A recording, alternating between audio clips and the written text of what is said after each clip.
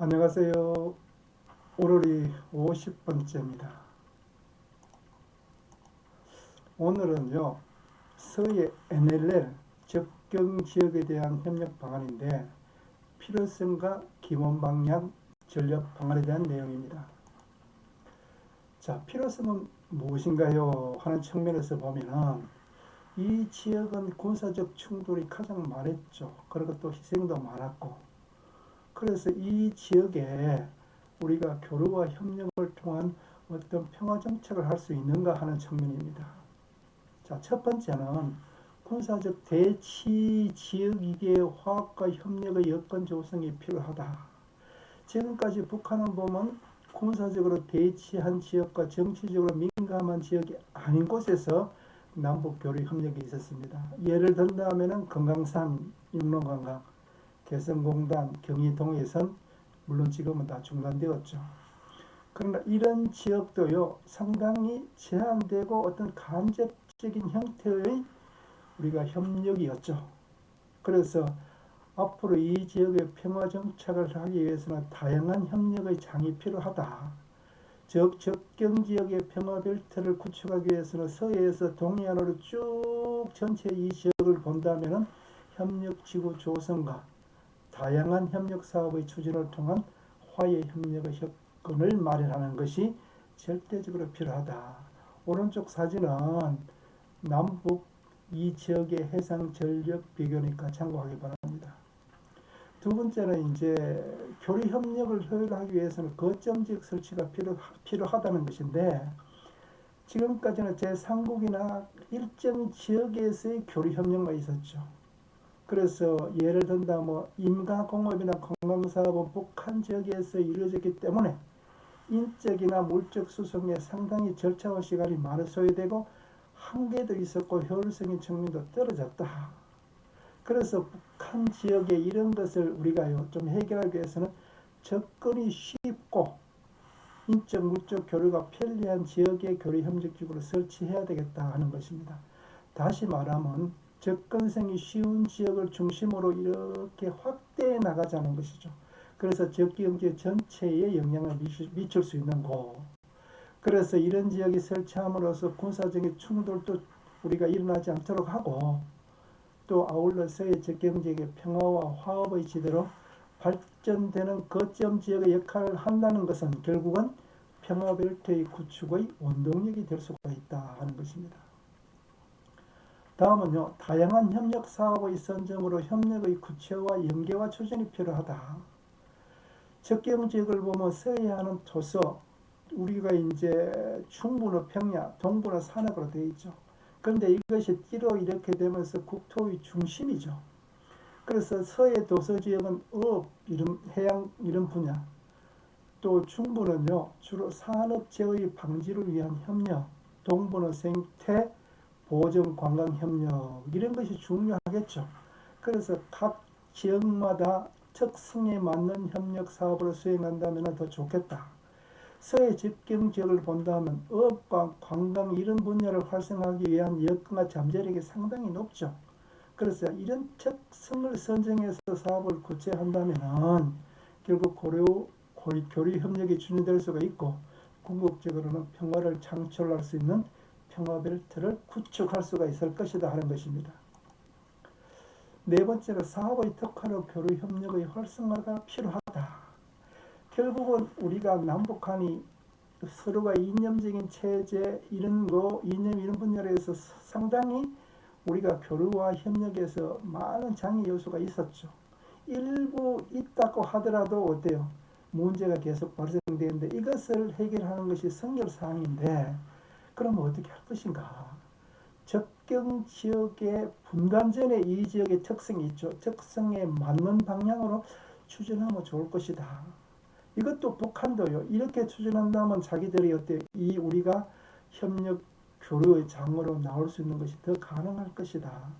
그래서 서해 연안 지역도 이런 것에 맞는 협력 사업으로 활성화한다면 궁극적으로는 긴장 완화와 협력의 여건을 만들 수가 있을 것이다 하는 것입니다. 그럼 기본 방향은 뭐냐? 첫 번째가 교류 협력 활성화를 위한 협력 지구와 공동이익이 되는 사업을 우선적으로 추진하자. 이렇게 하는 것이 결국 북한도 이 지역에 같이 참여할 수 있도록 문을 더 여는 것이다. 앞에서도 설명했다시피 NLL 이 부근은 군사적으로 대치 상당히 우리가 많은 걱정을 하고 대치하는 지역이죠. 이렇게 함으로써 우리가 엄청난 경제적인 소실과 국력의 낭비, 이것이 우리가 초래되고 있다는 것은 누구나 알고 있을 것입니다. 그래서 이 지역이 상호 협력을 해서요, 공동으로와 해상교통망을 이렇게 연결한다면 서로가 윈윈되죠. 이런 방향으로 추진되어야 할 것이다. 자, 오른쪽에 있는 남북 공동으로 구역 가칭, 이것은 우리가 제안한 안입니다. 두 번째는 교류협력 중점을 평화와 화합의 정견에 기초를 두고 추진하자. 앞에서도 언급했다시피 이 지역이 군사적으로 엄청나게 대치하는 지역이죠. NL 부분이. 그래서 상징적으로 이 지역에서 경제적으로 상호 이익이 되는 방향으로 평화와 화합을 만들어보자 하는 것입니다. 이렇게 함으로써 결국은 이 지역의 군사적 긴장 완화와 충돌을 사전에 방지할 수가 있다.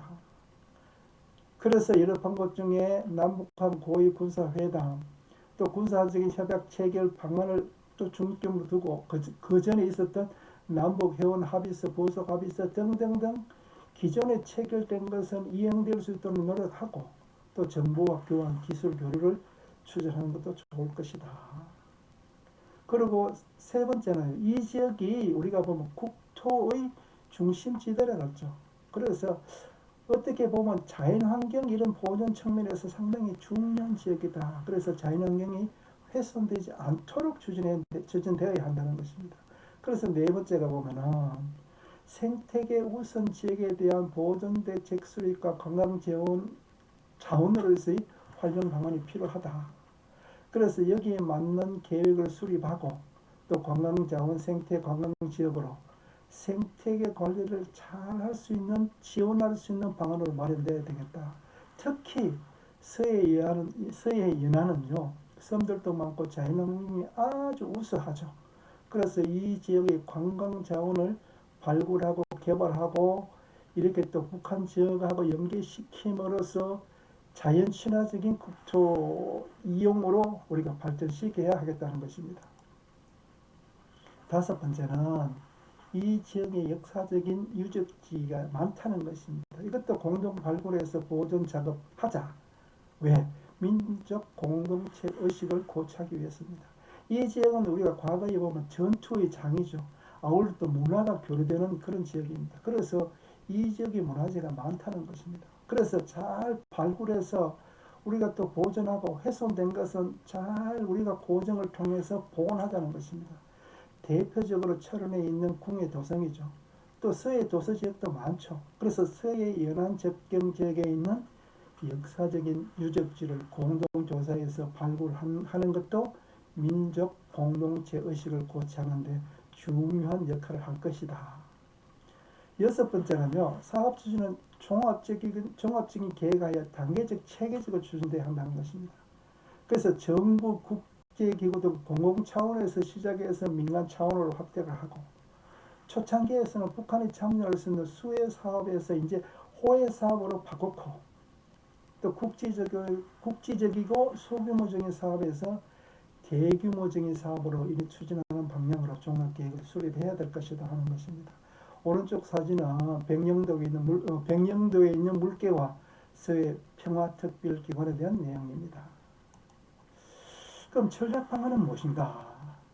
협력적 단계적으로 확대를 해야 한다는 것인데 결국 내용과 형식을 잘 발전시켜야 한다. 첫 번째, 외부 여건을 고려하여 단계적인 접근이 필요하다. 결국은 접경 지역에 우리가 남북 교류는요, 남북 관계의 발전과 직결된다는 것이에요. 우리가 이미 진행되고 있었던 경의선 동해선 철도 도로 연결사업, 이것과 연동될 수밖에 없다. 그래서 남북 관계의 전체적인 발전 단계 속도에 우리가 맞춰서 갈 수밖에 없다는 것입니다. 두 번째는 북한 내부의 역량 측면에서 단계적 접근이 필요한데 북한의 수용 가능성과 내부적인 역량 등을 종합적으로 고려해서 판단해야 된다는 것입니다. 그럼 방법은요, 초기에는 소규모 협력 사업을 추진하고 단계적으로 대규모로 확대하면서, 중기에는 협력 방식이 단순하고 국제적인 소규모 사업을 시범적으로 추진한 후 단계적으로 대규모 협력 사업으로 추진하는 것이 좋을 것이다. 중단기적으로는요, 국제기구 등 공공차원의 협력으로부터 시작해서 민간 차원으로서 확대하는 것도 좋다. 왜냐하면 민간의 수익성이 있는 협력 사업을 추진하기 어렵죠. 그래서 정부 당국이나 이런 측면에서 우선적으로 추진할 필요가 있기 때문으로 봅니다. 두 번째는 개별 사업보다 협력 사업으로 연계가 필요하다. 결국 개별 사업보다는 상호 연관성을 활용한 사업의 연계 추진이 필요하다.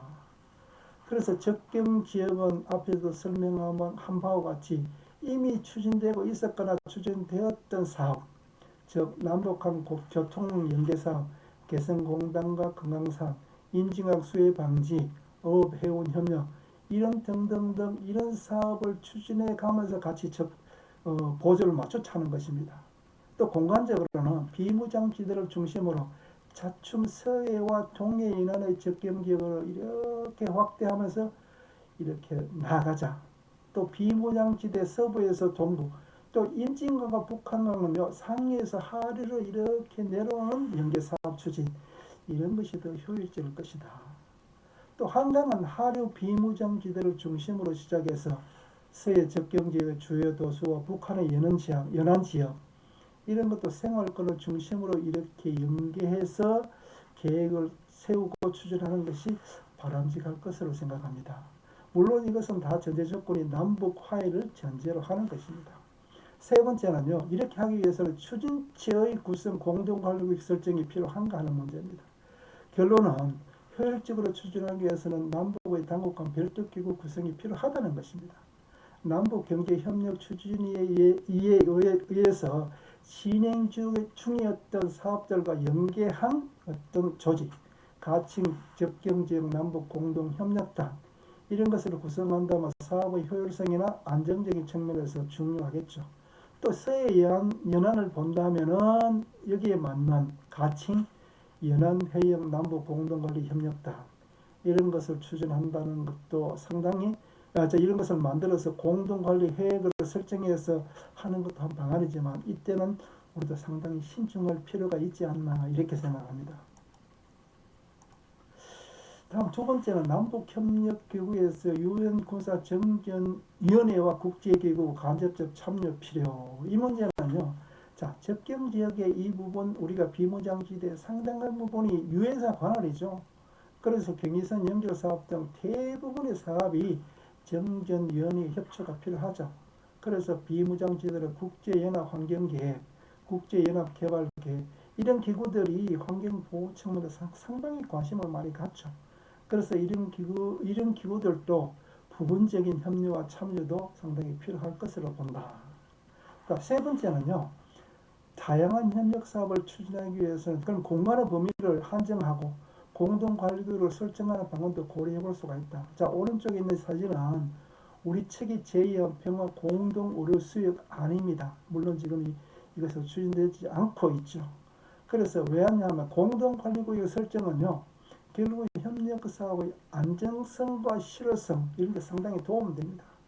그래서 접경지역에서 공동관리구역의 범위를 갖는 것이 상당히 합리적인데, 초기에는요, 자, 전체 관리구역이 어렵다면 시범지역으로 다 정해서 하면서 잠정적으로 이렇게 확대해 나가는 그런 방면을 생각해 볼 수가 있는데, 이때 주의할 것은 남북협력기구의 구성과 공동관리구역 지역 설정하는 데는 남북 간 양측의 관련 제도 보완이 필요할 것으로 봅니다. 자, 마지막으로 국제기구, 국내외 NGO의 적극적 활용이 필요한가 하는 문제인데, 결론적으로 필요하죠. 그래서 유동성과 접경지역이 비무장지대에 포함하고 있는 특수성을 고려할 때 국제기구나 국내 NGO 역할이 중요하다. 그럼 정부는 이를 전략적으로 어떻게 활용할 것인가 하는 문제입니다. 자, 국제기구들이 동원 가능한 재원은 안 많지만 북한 입장에서는요, 정치적 부담이 적기 때문에 상당히 초기에는 중요한 역할을 할 수 있는 기구로 볼 수가 있죠. 이미 국제기구와 NGO가 국제적인 하천 협력 사례에서 이미 검증된 바가 있습니다. 제가 여기서는 이제 유럽에 있는 다뉴브강 사례를 중심으로 했는데, 앞으로 제가 이제 다음 시간부터 조금 나오는 강의를 이 사례를 제가 이제 강의하겠습니다. 보면 많습니다. 연구해 보니까. 마지막으로 자료 정보의 축적 측면에서 NGO가 중요한 역할을 하였다는 데 주목할 필요가 있다. 자, 국제연합 개발 계획에서는 북한의 농업 개선 환경 프로그램이 이미 진행하고 있죠. 자, 이런 것을 접경 지역이나 특정 지역으로 연계한다는 것도 좋은 방안이 될 수가 있죠. 장기적으로는 접경 지역 전역에 어떤 대규모 협력 사업을 위해서는 국제기구 외에 국제 금융기구의 참여도 필요하죠. 그래서 북한 입장에서는요, 농업과 수자원 관리 이런 측면에서 아시아 개발은행이나 세계은행 이런 지원도 우리가 생각해 볼 수가 있습니다. 자, 오늘 강의는 여기서 마치고 다음 강의는 이제 접경 지역 중에 우리가 남북 협력 뭐 이런 분야에서 이제 몇 가지 설명할 건데, 그 중에 첫 번째 평화지대론에 대해서 제가 강의토록 하겠습니다. 자, 오늘 강의 수고 많았고요. 자, 구독과 좋아요 해주시기 바랍니다. 감사합니다.